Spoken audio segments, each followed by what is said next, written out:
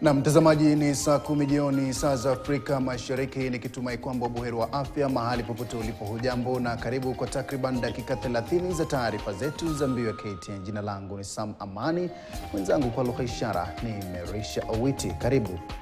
Ulimwengu unaadhimisha siku ya ulemavu duniani, sherehe kadhaa zikiandaliwa baadhi ya maeneo ya taifa la Kenya.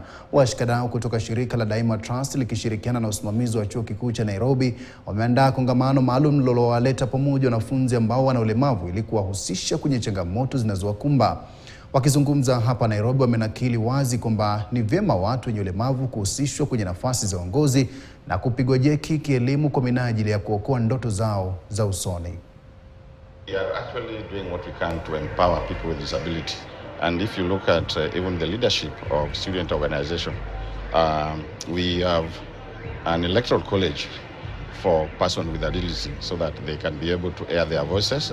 Their voices can reach, the topmost. They can participate in every sector of the student, representation, and they are able to be heard. What you saw today was actually, a proof that we, in terms of leadership, in terms of representation, they are well represented. Among other programs, other than the inaugural Global Assistive Technology Expo we just launched today, we have the National Diversity and Inclusion Awards, and actually nominations are opening today. Everyone is open to nominate the organizations for the awards. We also have the Inclusion, Impact and Sustainability Workshop. We also offer tailor-made, curated training and empowerment programs for staff, for organizations. We do usability and accessibility audits.